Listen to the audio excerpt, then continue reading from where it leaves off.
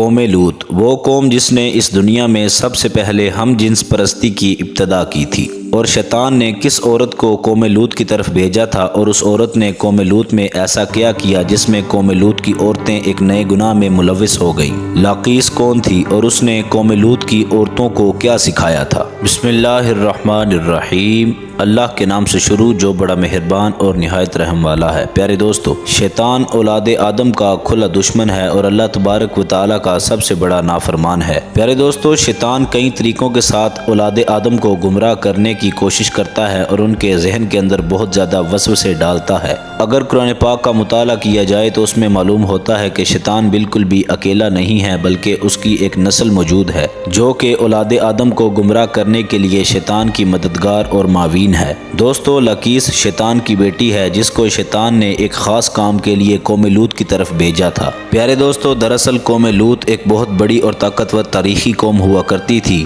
جو کہ اردن کے علاقے میں آباد تھی۔ یہاں سرسبز و شاداب وادیاں تھی جن میں دو علاقے سدوم اور عبورہ کے نام سے آباد تھے۔ ابلیس نے اہل سدوم کو اس طرح گمراہ کیا کہ شیطان ایک دن انسانی شکل میں سدوم کے لوگوں کے پاس آیا اور اس علاقے کے مردوں کو آپس میں ہی شہوت کرنے کا طریقہ سکھایا، اور ان لوگوں کو یہ غلیظ حرکت بہت زیادہ پسند آئی۔ لہٰذا یہ لوگ اس بد عملی کے عادی بن گئے اور آہستہ آہستہ وہ بہت زیادہ بدفعلی کرنے لگے، یہاں تک کہ جب کوئی مسافر اہل سدوم کے علاقے میں سے گزرتا تو یہ لوگ ان کے مردوں کو پکڑ لیا کرتے تھے اور انہیں اپنا شکار بنا لیا کرتے تھے۔ دوستو، وقت گزرنے کے ساتھ ساتھ وہ لوگ اس گمراہی کے گڈھے میں بہت زیادہ گرتے چلے گئے اور انہوں نے اپنی عورتوں کے ساتھ شہوت کرنا بالکل ہی چھوڑ دیا اور نوجوان لڑکوں اور مردوں کے ساتھ زنا کرنا شروع کر ڈالا، اور یہ عمل اہل سدوم کے اندر اتنا زیادہ عام ہو گیا کہ وہ اسے چوکو چراہوں میں سر عام انجام دینے لگے۔ پیارے دوستو، ان کی ہر محفل میں مردوں کا رقص اور ان کے ساتھ عیاشی اور زنا کرنا ان کا معمول بن چکا تھا۔ دوستو، پھر اللہ تبارک و تعالیٰ نے اس قوم کی طرف اپنے بندے اور نبی حضرت لوط علیہ السلام کو بھیجا۔ انہوں نے اس قوم کو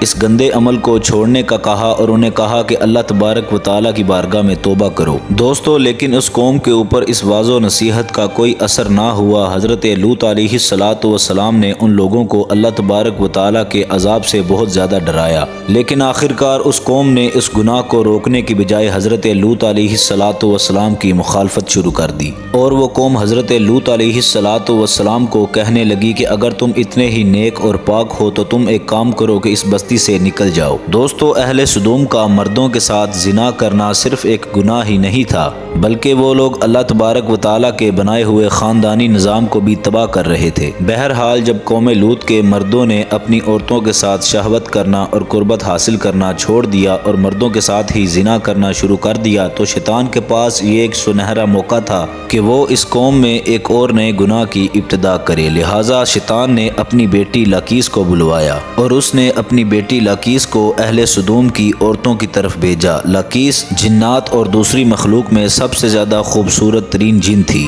دوستو، ابلیس نے اسے حکم دیا کہ وہ ایک خوبصورت اور حسین و جمیل عورت کی صورت اختیار کرے اور قوم لوط کی ان عورتوں کے پاس جائے جنہیں ان کے مردوں نے چھوڑ دیا ہے اور ان عورتوں کو ہم جنس پرستی کا طریقہ سکھائے۔ لہٰذا لاقیس ایک خوبصورت عورت کی شکل میں ان عورتوں کے پاس آئی اور آ کر کہنے لگی کہ میں تباہ ہو گئی، میرا شوہر مجھے چھوڑ کر ایک نوجوان مرد کے ساتھ ہم جنس پرستی کرتا ہے، لہٰذا اب میری جوانی اور میرا حسن سب کچھ تباہ و برباد ہو گیا اور اب یہ سب رائیگاں چلا جائے گا۔ یہ سن کر قوم لوط کی سب عورتیں بھی واہ ویلا کرنے لگی اور اپنے شوہروں کو برا بلا کہنے لگی۔ دوستو، پھر لاقیس نے ان عورتوں سے کہا کہ ہم بھی ان مردوں سے بے نیاز ہو جائیں گے اور ہم بھی آپس کے اندر ہم جنس پرستی کیا کریں گے۔ دوستو، اس بات پر وہ عورتیں لاقیس سے کہنے لگیں وہ کس طرح؟ لہٰذا لاقیس قوم لوط کی ایک رئیس اور خوبصورت خاتون کے پاس آئی اور اس عورت کے ساتھ بدفعلی کی اور ان عورتوں کو آپس میں عورتوں کے ساتھ ہم جنس پرستی کرنے کا شیطانی طریقہ سکھایا۔ اس رئیس عورت کو یہ طریقہ کار بہت زیادہ پسند آیا، لہٰذا وہ عورت سدوم اور عبورہ کی باقی عورتوں کے پاس گئی